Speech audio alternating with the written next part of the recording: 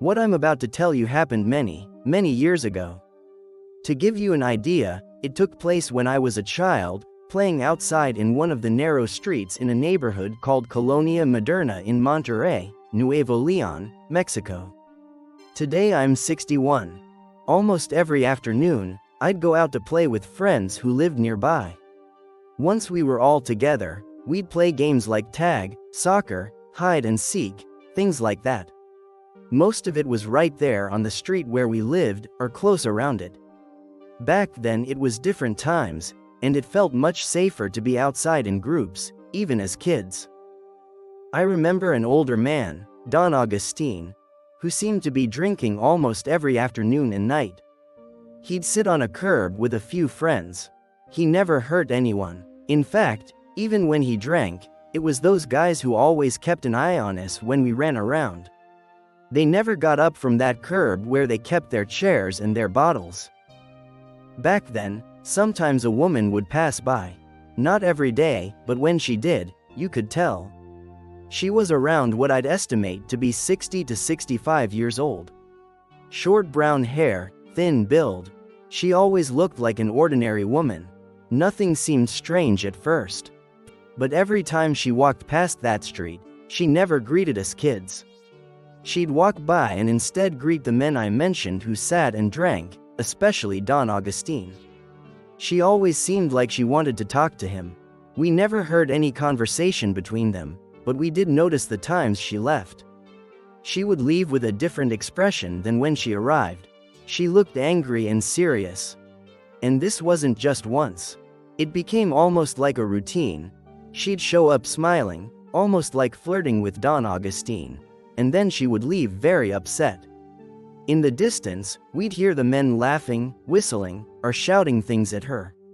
I don't think they were vulgar toward her. At least, if I remember right, it sounded like teasing. Like they were telling her to try harder to win him over, and things of that sort.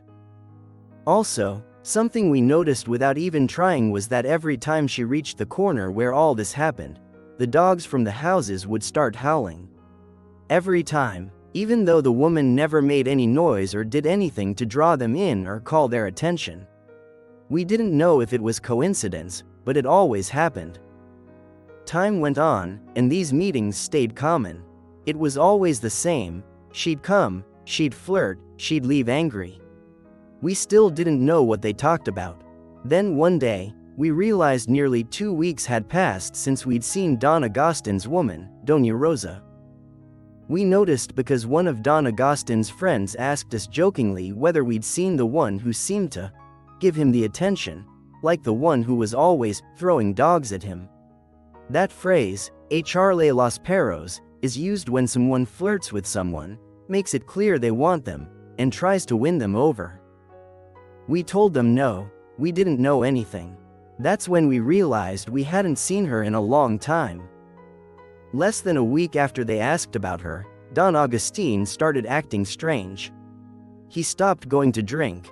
This was already unusual. Then one day, from the morning I got back from school, I noticed something off in the street where they gathered. There was a commotion. I ran over and saw Don Agustín. I say I saw him clearly because other neighbors were standing around him, staring. He was sitting on a chair on the curb, and his face looked kind of pinkish, like he'd been burned or hit. People were asking him many questions, but because of all the noise, I couldn't understand what they were saying. I just looked, registered that something was wrong, and left. I was hungry because I'd just gotten home from school, so I didn't stay. The next day, it was the same thing again. People gathered. The day after that, too. In this case, I didn't walk right up.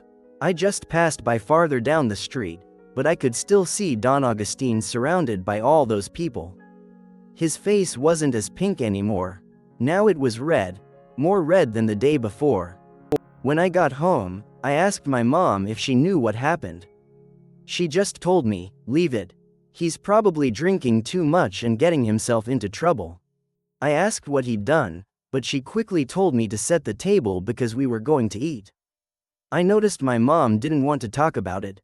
She looked upset, and even though I didn't understand why, I dropped it, I didn't press further. It wasn't until Saturday morning. The rest of the week had been the same odd routine, and I still couldn't understand what was going on. I kept thinking, if something was truly wrong, why didn't it stop? That Saturday, around 10 in the morning, my mom sent me to the little market about 4 blocks from our house. When I walked there, I saw Don Agustín. He was on top of a utility pole, one of those old wooden ones, with metal bars on the sides so you could climb.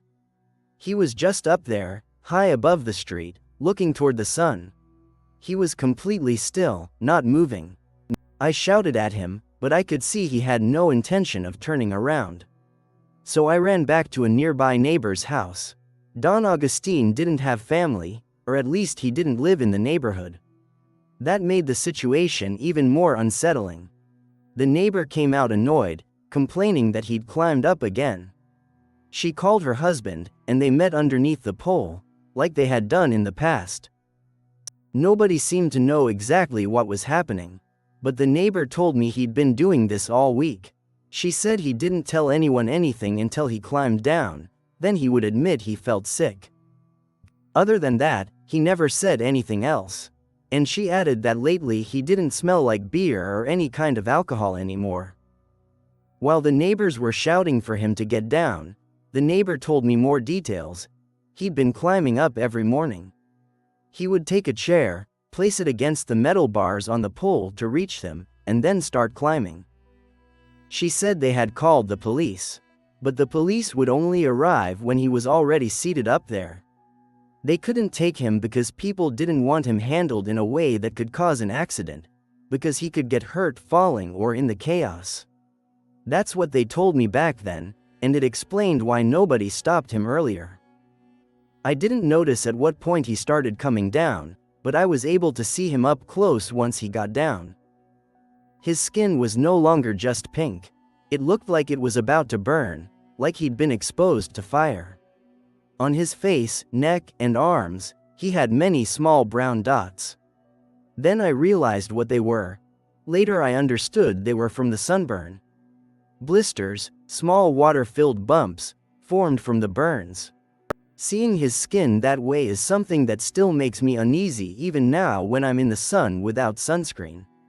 I know it isn't the same to expose yourself for a short time as he did, staring straight at the sun every morning from the top of that pole. But still, that image stays with me. It still scares me. This whole ordeal only lasted 1 week. No one could explain why he did it, and he never said anything either. He stopped drinking, and he stopped climbing the pole.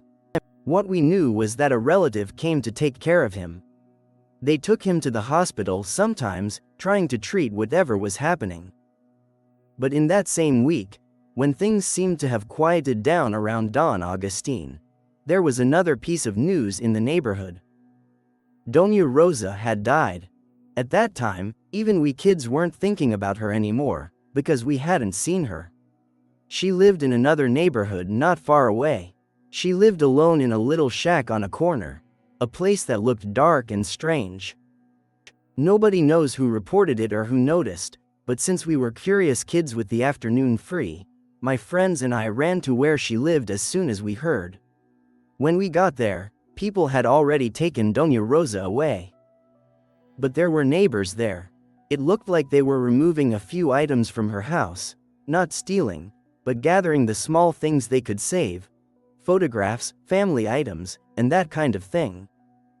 One woman in particular handled everything. She seemed to know Doña Rosa very well. We couldn't really do anything except watch from outside for a while. Then, after a few moments, the woman inside looked at us too, with an expression that wasn't friendly. The next day, my mom asked me whether I'd seen what they took from Doña Rosa's house. I told her no. I said the woman in charge had been there, the door was closed, and we had only seen her through the window sometimes. Then my mom told me what she'd been told. A neighbor who lived 2 houses away from Doña Rosa had gone to tell my mom something she'd heard. She said that when they removed Doña Rosa's body and gathered a few things they could store, they found a box under the woman's bed. Inside was a fetish or something like that. Her words, a box with workings. She said it had photos of Don Agustín, but with his eyes drawn or marked like they were slashed, like someone had done it with a fork. There were many strange herbs, so many, and pieces of an animal that looked like a chicken. The herbs and remains were burned in some places. But what shocked her most was a kind of doll made out of something unusual. She said it looked like it was made from skin, and on the doll's face there was a photo of Don Agustín. The fetish was tied with long black hair mixed with dirt. Behind the doll, there was also tied a lighter. And the doll, if you could call it that, had legs that were far too long, and like the rest, parts of it looked burned while other parts were not. The neighbor who told my mom said she only knew all this because the woman handling the collection had called the neighbor over to come pray in that room where the woman lived, the bedroom. The neighbor said she was asked to help retrieve a few things. But she insisted she never touched anything herself. She said the other woman moved and touched everything. So, based on what people said, it seems the facts speak for themselves. And I can't help thinking that it wasn't coincidence that the weekend they claimed Doña Rosa died under strange circumstances, something no one wanted to explain to anyone, was the very same weekend Don Agustín stopped climbing that light pole. What did you think of this story? I remember that about 7 years ago, if I'm not mistaken, an uncle who told us all this took us to go see her house. It really is the only shack on that block that still exists. And no, nobody lives there. One day, I'll see if I can stop by and look, just to confirm whether it's still there. With all due respect, of course.